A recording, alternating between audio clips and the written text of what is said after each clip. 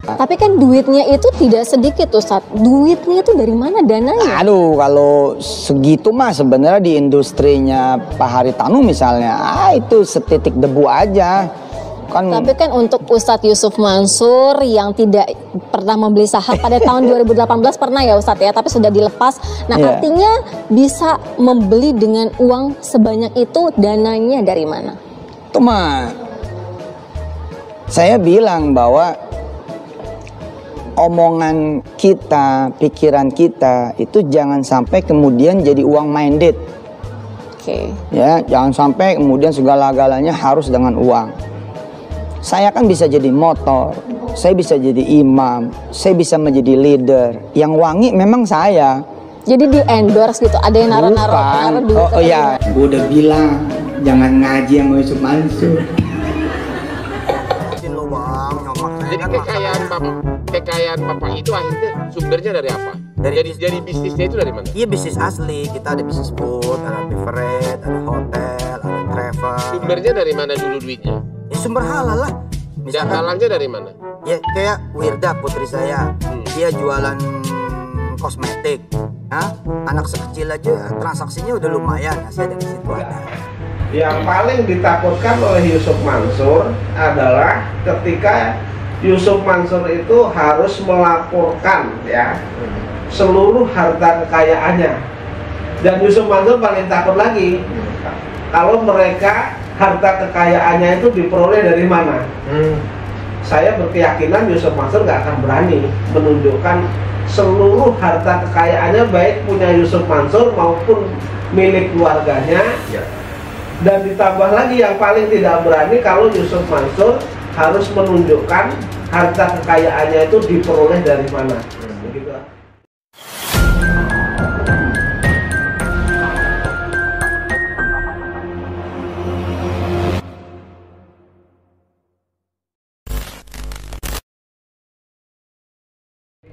Ada netizen tadi Pak yang tanya nih Pak, kan dia bilang sendiri Pak kalau Yusuf Mansur itu pernah menjadi narapidana gitu Pak, narapidana 2 kali Pak. Ya ini kan biasanya kalau orang yang pernah mempunyai masa hukum itu tidak boleh menyalonkan uangnya Pak. Kok bisa Pak ini? Iya, sebenarnya begini Mas Haji. Sepengetahuan saya itu ada 2 kriteria ya. Kriteria kalau itu pidana murni ya. Napi pidana murni ya, artinya kejahatan penipuan kayak Yusuf Mansur ini kan berkaitan dengan merentalkan ya, menjual mobil rental ya, sesuai dengan keterangan Bu Lestari itu ya, kita nggak tahu pada waktu itu. Artinya ketika mereka merental mobil lalu dijual, artinya di sana ada penggelapan. Kemudian menjual dari hasil penggelapan kan berarti penipuan, karena mobilnya itu kan ditarik kembali, kemudian yang beli mobil Yusuf Mansur itu yang bikin laporan kan, sehingga Yusuf Mansur itu menjadi napi itu kan. Sebenarnya begini, kalau itu napi pidana murni ya, sepengetahuan saya itu sebenarnya di era-era Orde Baru sebenarnya sudah tidak bisa Mas. Artinya mereka tercatat sebagai napi itu sudah nggak bisa. Tetapi saya tidak tahu perubahan terakhir itu ketentuan hukumnya itu boleh nyalon. Nah sebenarnya yang boleh nyalon itu adalah yang boleh nyalon jadi kepala daerah, jadi anggota dewan itu kalau napi tapol. Ya. Jadi pidana berkaitan dengan politik. Misalnya mahasiswa menghina presiden lalu diadili, mereka jadi napi, atau mereka melakukan gerakan-gerakan yang membahayakan negara lalu mereka diadili dan masuk penjara, itu masih bisa karena itu kan tahanan politik sebenarnya begitu. Nah, begitu. Ini saya menemukan ada berita dari Solo Pos. Ternyata ini sudah ada putusan terbaru dari MK nih Pak, pada tahun 2022. Seseorang yang pernah dipenjara boleh menjadi cara sesuai putusan Mahkamah Konstitusi nomor 87/PU XS dari 1922. Putusan itu tubuhnya mantan narapidana baru bisa mencalonkan jadi sebagai anggota legislatif dalam pemilu setelah bebas 5 penjara. Ya artinya memang kalau memang sudah sudah bebas itu bisa-bisa. Ya, itu kan dilegalkan oleh MK ya setelah mereka jadi napi. Tapi sebenarnya menurut saya ketika mereka sudah cacat ya, sudah menjadi napi ini kan sudah muncul catatan tidak bagus ya. Masyarakat harus berhati-hati juga memilih mereka, walaupun MK secara ini merubah bahwa napi setelah bebas selama 5 tahun boleh mencalonkan. Ini terobosan dari MK. Tetapi ya ada yang lebih tinggi lagi adalah hukum masyarakat begitu ya. Jadi artinya hukum yang tumbuh di dalam masyarakat ya. Ketika mereka sudah jadi napi ya, sudah ada catatan buruknya ya jangan dipilih. Nanti juga akan takutnya kambuh gitu ya, takutnya. Ya. Oke Pak, biasanya kan anggota DPR ataupun calon-calon anggota eksekutif gitu Pak, calon-calon pemilih yang terbuka itu kan mereka biasanya melaporkan harta kekayaan. Nah kira-kira ini Yusuf Mansur ini bisa nggak Pak ya dia memperlihatkan total kekayaan harta mereka Yusuf Mansur ini? Betul sekali Mas. Jadi gini, mereka yang bermangku jabatan ya, jabatan baik itu pejabat negara, apakah itu presiden, apakah wakil presiden, kemudian apakah anggota dewan, apakah mereka sebagai pejabat KPK dan lain sebagainya, mereka ini harus melaporkan harta kekayaannya, ya kan? Nah, kalau pertanyaannya bagaimana Yusuf Mansur? Nah, ini yang paling saya menduga, yang paling ditakutkan oleh Yusuf Mansur adalah ketika Yusuf Mansur itu harus melaporkan ya seluruh harta kekayaannya. Dan Yusuf Mansur paling takut lagi kalau mereka harta kekayaannya itu diperoleh dari mana. Saya berkeyakinan Yusuf Mansur gak akan berani menunjukkan seluruh harta kekayaannya, baik punya Yusuf Mansur maupun milik keluarganya. Dan ditambah lagi yang paling tidak berani kalau Yusuf Mansur harus menunjukkan harta kekayaannya itu diperoleh dari mana. Begitu. Tidak takut. Ini bisa kita contohkan ketika Yusuf Mansur diundang oleh Hotman Pareso ya, ketika Hotman Pareso menanyakan sebelum menjadi pebisnis modalnya dari mana, hartanya dari mana. Yusuf Mansur kan di sana KO, gelagapan. Ya, mereka mengatakan anaknya. Masa telur lebih dulu daripada ayam, ini kan nggak mungkin Mas. Nah itu memang paling yang ditakutkan Yusuf Mansur ketika harus melaporkan harta kekayaan, apalagi ditambah dari dapatnya itu dari mana. Saya yakin nggak berani Yusuf Mansur. Ya kalau Yusuf Mansur berani, coba aja dipublish ke masyarakat. Harta kekayaan saya segini, pendapatannya dari sini. Saya yakin nggak berani. Ya. Pernah dalam beberapa kesempatan misalkan dalam satu sesi wawancara dengan Kester TV Ban, pada saat itu Yusuf Mansur mengatakan membeli saham MNC Bank senilai 80 miliar. Dan ketika ditanya itu pun ngalor ngidul gitu Pak ya. Ngalor ngidul nggak akan berani, dia jawab pasti nggak akan berani. Ditanya ketika wawancara dengan Hotman Paris, modal sumber bisnisnya dari mana? Katanya sama kayak Wirda jualan-jualan kosmetik. Wirda kan baru kemarin.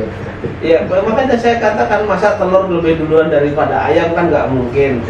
Iya, telur menyokong ayamnya kan nggak mungkin, Mas. Atau mungkin begini Pak.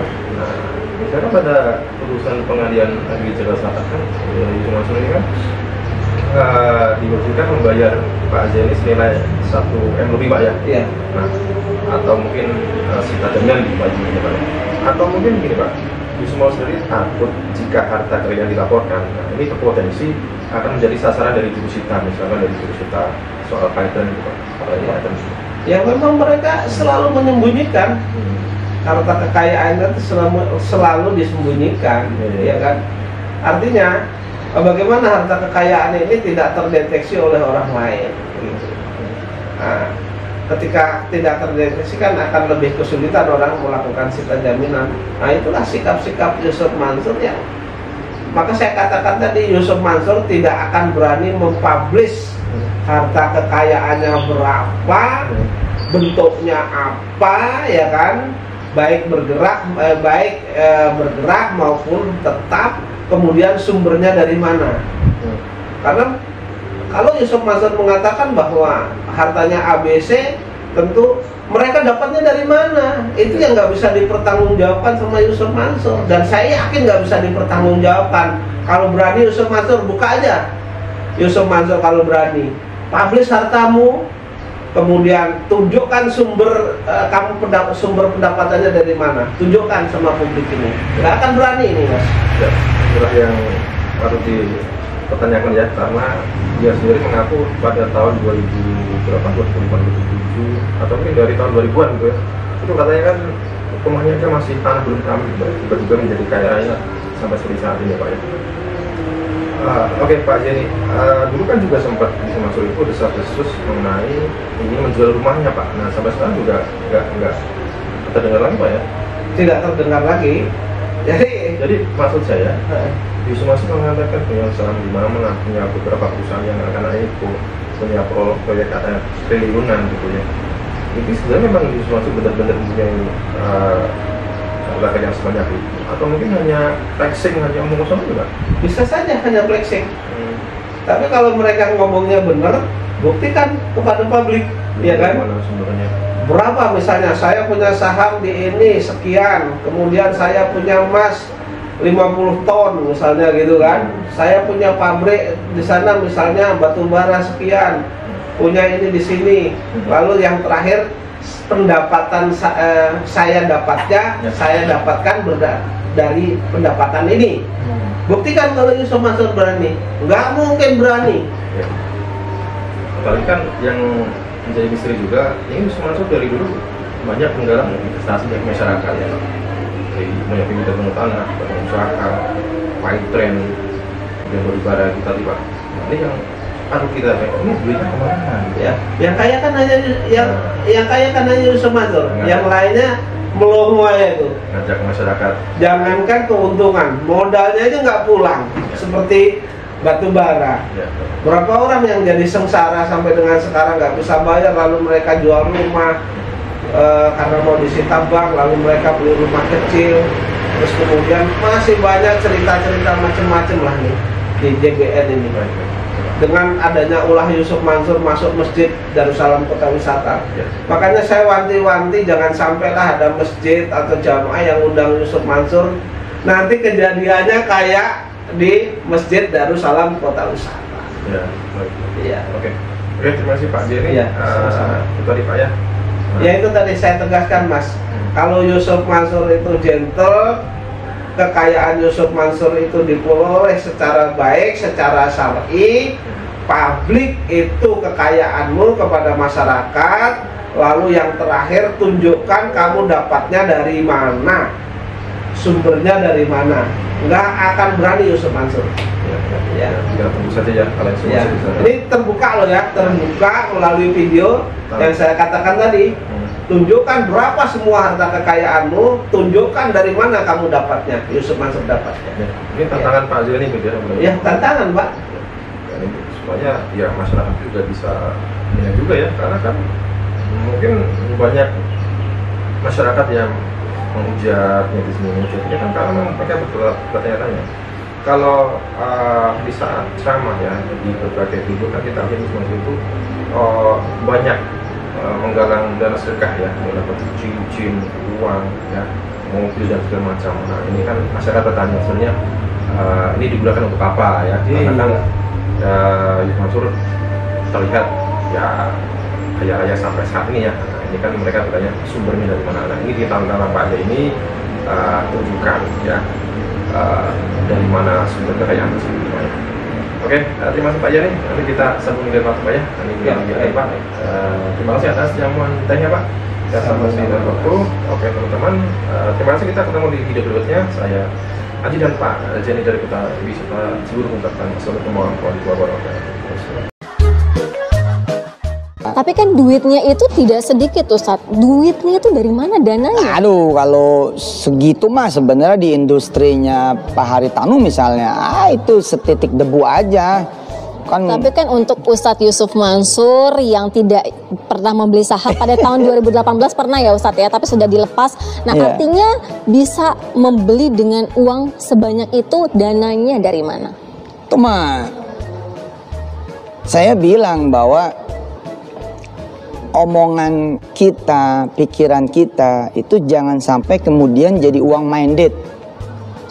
Ya, jangan sampai kemudian segala-galanya harus dengan uang. Saya kan bisa jadi motor, saya bisa jadi imam, saya bisa menjadi leader. Yang wangi memang saya. Jadi di endorse gitu, ada yang naruh duit. Oh iya, gue udah bilang jangan ngaji sama Yusuf Mansur. Lo bang, nyokap saya Jadi kan kekayaan bapak itu akhirnya sumbernya dari apa? Dari bisnisnya itu dari mana? iya bisnis asli, kita ada bisnis food, ada beverage, ada hotel, ada travel. Sumbernya dari mana dulu duitnya? Ya sumber halal lah. Dan halangnya dari mana? Ya kayak Wirda putri saya, dia jualan kosmetik. Anak sekecil aja transaksinya udah lumayan, saya dari situ ada.